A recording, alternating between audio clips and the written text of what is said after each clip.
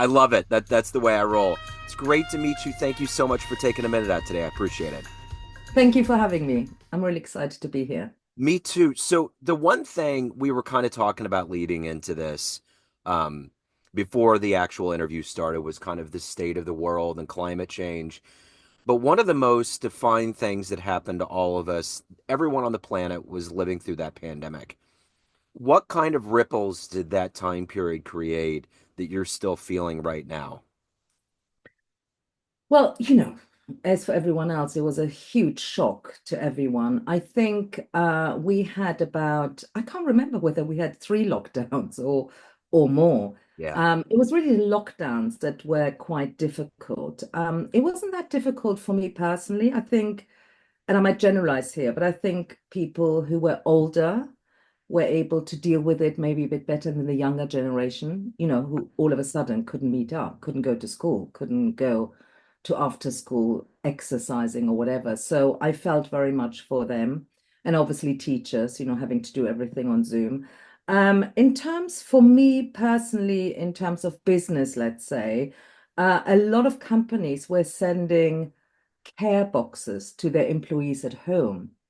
And so I did really well sales wise because, my product is very much about mental health, about well-being and all of that. So I actually did very well, which was good because, of course, all shops closed. So that was difficult, So it sort of worked in a roundabout way. I think we're just about to come out of it. I think it's taken a long time to come out of it. Retail, it's still down. Not everybody is still leaving their house, believe it or not. I read a lot about this. People are still very scared. And now we have maybe this flu bird coming up. I don't know. There's always something going on. And I think if you live in sort of fear, then that's not very good for you because there's always something going to happen. Yeah. There's always something happening. Yeah. So my attitude is that we just have to roll with things and do the best. I think in terms of mental health, that has had a huge impact, especially on the younger generation and on children. Um, and that's something that, governments are trying to cope with, not very well, but they're trying to cope with. So yeah, I mean, the pandemic, although people don't talk about it that much anymore, Yeah. but I think it's the biggest thing that we have experienced apart from war. So the interesting thing was that none of us, I'm assuming we're similar ages, had any experience with war. And, all of a sudden in 22, we had the Ukraine Russia war. And I think that was equally a shock. But coming from the UK, I can tell you that Brexit was a massive thing for especially the younger generation. I mean, I remember speaking to 20-year-olds or 25-year-olds, and they were crying. They were literally crying. Yeah. It was their sort of 9/11, Yeah. if you want me to use an example, Yeah. it was an utter shock to them. So I think, in the UK, we've had things going since 2016. So, we're coming to nearly 10 years. But yes, I think the pandemic, the wars, and now talking maybe about World War III, you've got to have broad shoulders Yeah. and you've got to be resilient. Yeah. You certainly do. It's interesting you mentioned 9/11 because London was a part of my narrative. I was in the back of a water taxi. I was just backpacking in my 20s, and I was in the back of a water taxi in Venice. And some guy starts shooting his arms in the air. And I had a flight, I think on the 16th, maybe 15th or 16th, that was supposed to go from Paris to Kansas City. Didn't exist. So I had to kind of find my way. And I went to London. We weren't expected to be there. Finally went through Gatwick, but everyone was so nice, so good, so accommodating, so cognizant that we were Americans that were trying to get home. It was really a very, of everything that was happening at that time, that was probably one of the best places to possibly be. Yeah, I mean, I was completely shocked. It was the first time for me. I was actually on a plane coming back from a 10-day holiday in Marbella, in a villa with a swimming pool, absolutely shut off from the world. Yeah. And we arrived in Gatwick, and I remember just the atmosphere. I didn't know what was happening, but there was this atmosphere where we're looking, getting our luggage or whatever. And I actually had to ask somebody, I'm sorry, everybody's on their phone, what's happening? And so I was told, and they shut down Gatwick. So we didn't see any images till we got home about midnight, because I remember we had a driver pick us up, but they locked it all down. And that had a huge impact on me because I hadn't seen the images during the day. Uh-huh. And I only got to see them at midnight when I was absolutely tired and fell asleep. And so there was a huge impact for me personally. I sort of didn't really go out very much in terms of socializing, whatever. For about 3 months, I was hooked on back then Fox News. I didn't know any better. Yeah. And you were seeing the same images again and again and again, but I was kind of hooked. So yes, I mean, and I think everybody has one of those stories that really affected them. And of course, it was in New York and not in London.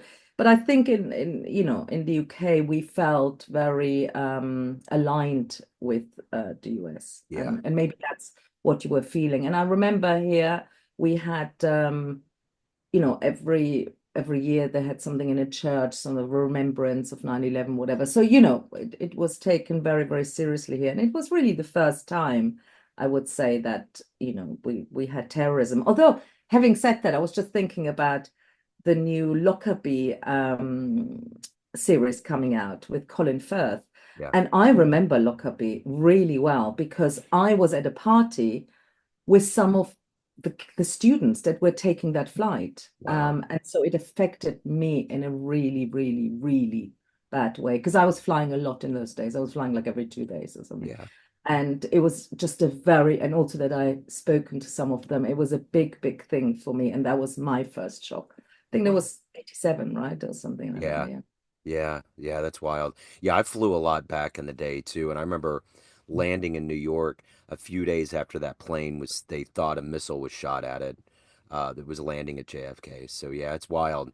It's, so let's get to the heart and soul of what you do on a daily basis. Yes.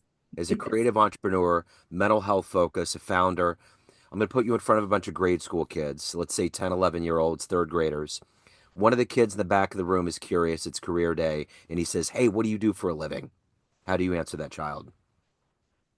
Well, what I would say to the child is what I do is I try and do good. I try and help others. I try and put creativity into the world. I try and make life more colorful with my product. Yeah. And that's what I would say to them. And I would say to them that self-awareness and understanding yourself is the number one thing for me. And so anything you can do or read or watch or discuss, in terms of self-awareness is really, really important. And although they're young at that stage, I think it's good to talk to children in that way. But I would say it is about bringing color and creativity and well-being into this world that sometimes can be very gray.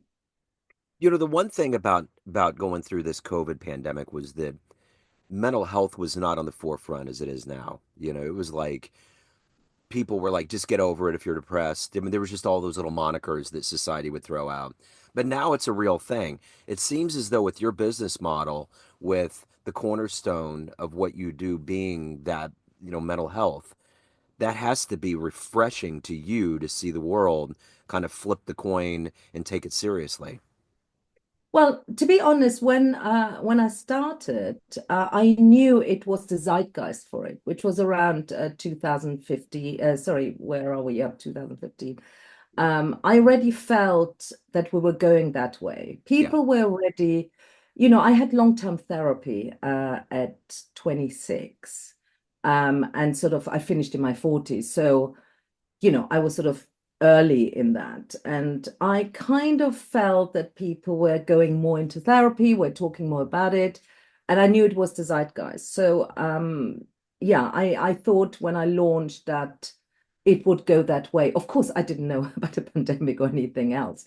Yeah. But yes, I knew, I really felt it was going that way. And sometimes you have to have that intuition, right? Yeah. Because and you're reading about it. And I just realized that people were more engaged in those sort of conversations, which before, I mean, now it's okay not to be okay, right? But before, as you were saying, it was not okay to be not okay. And Yeah. I definitely was brought up in that society where, stiff upper lip, just get on with it. Don't make a fuss and all of that and just get on. So but because of my story and my long-term therapy, I knew that that was wrong. Yeah. I Yeah. knew that, we have to change the language and the narrative. So for me, as a designer, I'm a designer by trade. And so having been in long-term therapy, it was very much some books, some black and white photocopies of something. I used to go to retreats and workshops, and I think I realized that I was missing color, and I realized that we shouldn't be ashamed about mental health. I Yeah. mean, all of us have mental health issues. Some are not as pronounced, whatever, but all of us have got something going on. And Yeah. there's nothing to be embarrassed about or ashamed about. And I also felt it needed color, and I also felt it needed visual learning. That Yeah. was very important to me right from the beginning. Bite-size visual learning. It helps with neurodiversity, but it helps with people who maybe don't have an attention span, that can read a 400-page book Yeah. on how to say no. So that was really the beginning. And I really enjoy doing them. They're lots of fun to create and do, but they're also, they're lots of fun, I hope, for other people because we do instill fun into it. I don't want mental health to be, it's not that it's not serious, but we can laugh about ourselves. I laugh about my own issues, you know. Yeah. I'm claustrophobic, so sometimes I laugh about that. I'm like, but you can breathe, So I'm not minimizing it at all. But I Sure. do think if we don't take it that serious, like it's such a big thing, then I think people will understand that we all have something. And if you talk to 10 people, you'll probably find that some of them have had some sort of anxiety, or some that had maybe a bout of depression at some time. We have more in common than we don't. I totally It's agree. just we don't talk about it. That's Yeah. the whole thing, isn't it? We all Yeah. talk about what you do, how much you earn, how successful you are, what is success. So I'm all for I can't do small talk. I'll be honest, I Yeah. don't. I'm not very good at doing small talk. Yeah. So I'm right in there. How do you feel? How you Yeah. doing? Uh-huh. Yeah. Yeah. No, I totally get it. I totally get it. So I'm curious. This is a two-part question. When you were in the third grade, what did you want to be when you grew up, and how did these seeds of creativity get planted and grow into who you are today? First of all, I had quite, not a very good childhood. It was quite abusive and everything. So I didn't know who I was. Yeah. I then came to the UK when I was 15. I went to boarding school. I was really sort of, yeah, you can say I was Cinderella at home kind of thing. So you really, I was more concerned about, am I doing the right thing? Am I cleaning? Am I going to get into trouble than knowing anything about who I was or what I liked. I was very fortunate. I came to boarding school in the UK, and there was an art studio sort of, and the art teacher just saw something in me. He saw some talent in me, which of course I didn't know. I mean, I thought I had no talent. I actually didn't look people in the eye. I was very much somebody who would sort of walk around like that, quite shy and sort of quite beaten up from life. And he saw something in me, and it was him who really instilled everything in me. He used to be somebody who would rent a minivan and take 10 of us to London because the boarding school was outside Oxford, and take us to all different exhibitions, Wow. Francis Bacon and the National Gallery. And he wouldn't just take you to the exhibition and show you, he would make you ask questions, and he would make you be curious. And he would say, why do you think he used blue in that painting? Or why, he made you think. That's really what he did. And Yeah. he instilled curiosity in me, asking questions. I mean, always ask lots of questions, and I would say, yeah, I question everything. I don't take anything for status quo, so I will question most things, and I know for sure that's because of him. Yeah. And so sometimes, teachers can be incredible. Yeah, they certainly can be. What was the first thing that you created where you saw a response from somebody and it validated the fact that that's what you need to be doing in life? You need to be creating and having an effect on people. A very good question. I actually don't know. I studied graphic design, and I did a foundation course before that. I'm trying to think. I think it was actually in in the in the art studio in the boarding school. He made me copy something from Hockney, David Hockney, a painting, but also he also said, "Here's the swimming pool by David Hockney. What are you going to do with it?" And somehow I came up with a punch hole, and I punch holed the whole painting, which looked great. And I copied an Edgar Degas painting of a ballet dancer washing herself, whatever, really well. And I think that was the first time people sort of went, wow. Yeah, So I think it was him. That's what I mean. He had a huge impact in my life. I think it was him because he showed me that I can create and do something and that people actually think it's good. And also I got complimented, which obviously I didn't get at home. So it was all a bit strange for me to go from 0 to 100. yeah, yeah. What's who's your favorite artist or what's your favorite gallery? What gives you comfort? So many in London. I mean, definitely the V&A, the Victorian Albert Museum, Victorian Albert Museum, the National Gallery, the British Museum. I mean, they all give me comfort because they all have something so different. I pinch myself often that I live in London amongst such great institutions. Yeah, I honestly sometimes still can't believe it. In January, it's 45 years and I still can't believe it. So, yeah, so I would say, I mean, definitely the V&A, but so many others that I don't want to discount them. yeah, And in terms of favorite artists, it is difficult. I mean, I think when you have a passion for art or something, I can't say, is it Picasso? Is it Van Gogh? Is it Francis Bacon? It's very difficult because they're all very different and they all had a huge impact to me. I would travel to Paris to see a Picasso exhibition or it, they all remind me of Mike, my teacher, and what he taught me. And so it's very difficult for me to choose. I have to be honest. yeah. Do you find people find it easy to choose? Oh, it's hard. Yeah, because there's so many people. I mean, I know I'm a visual artist. That's one of my originals, so I show art and I've been doing it for a while. I had a good friend that kind of showed me into visual arts, and his big influence was Van Gogh.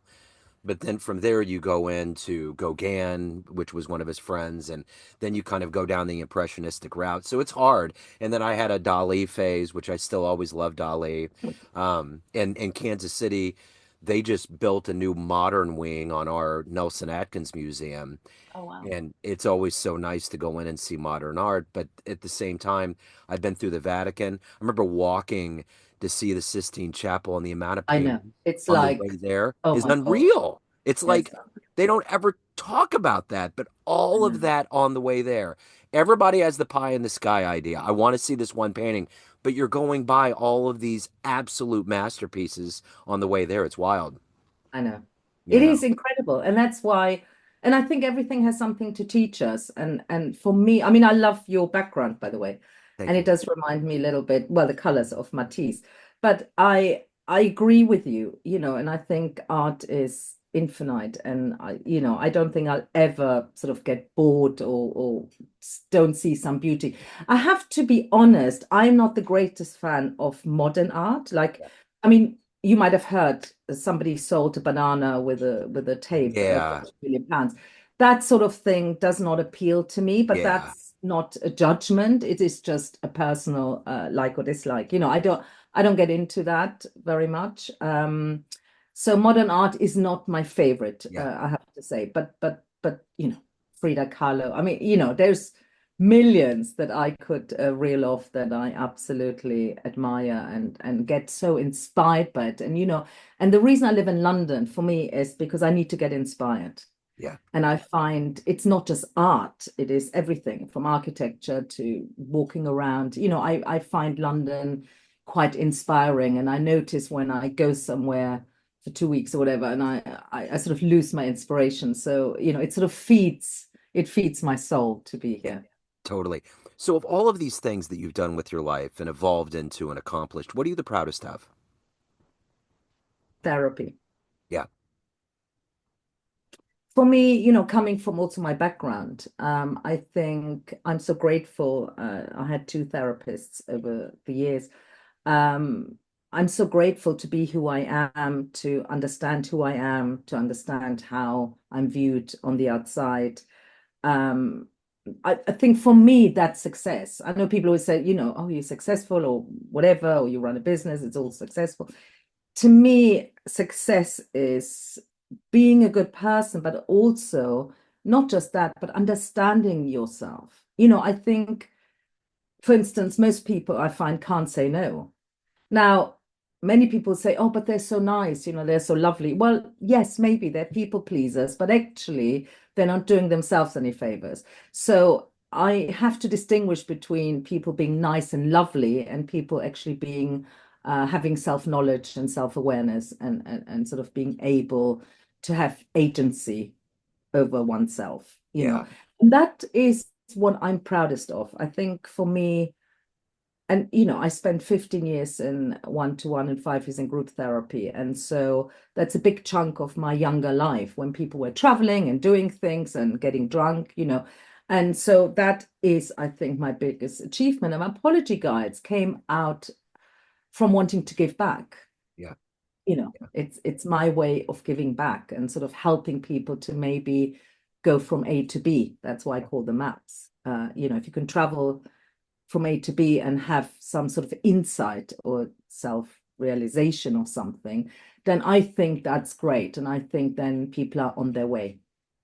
So, at the end of the day, everyone has a perception of you. Family, friends, clients, colleagues, everyone that knows you, but you run the show. What's your perception of you? Who do you think you are? You're putting me on the spot. So I can tell you that not everybody gets on with me or likes me.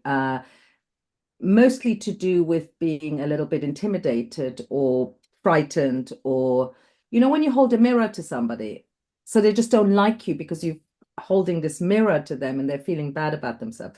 Got nothing to do with me. Yeah, So my perception of myself is I think I'm a good person, I'm an honest person, I'm very generous, I'm very giving, but I don't suffer fools lightly. yeah, yeah, And that's where I get into trouble with people. People don't like being found out that they're manipulating you or somebody, so I'm the one who speaks up, yeah. and that makes me be a black sheep quite often. But I really couldn't care less. I'll be honest, I really don't care so much what people think. Yeah, I get it. And your personality type in doing that is kind of an equalizer. We have to have that. We have to have this real barometric pressure out there. Otherwise, it's just all there's enough fakery. There's enough BS that we have to deal with. So we might as well be honest. But But I'm in, people, I'm not sure it's all fake. It's they want to be right, liked. When you right. want to be liked, you're going to say what you want I to hear, totally, yeah. right? No, I dig People what are you're actually saying. quite nice. They're just not very, well, I don't want to judge, but they're just not very assertive or interested in confrontation. Right. Most people, especially I live in England, Yeah. I live in Britain, and confrontation is, if I say to you, well, Joe, I didn't quite like what you just asked me, that's confrontation to them. Right.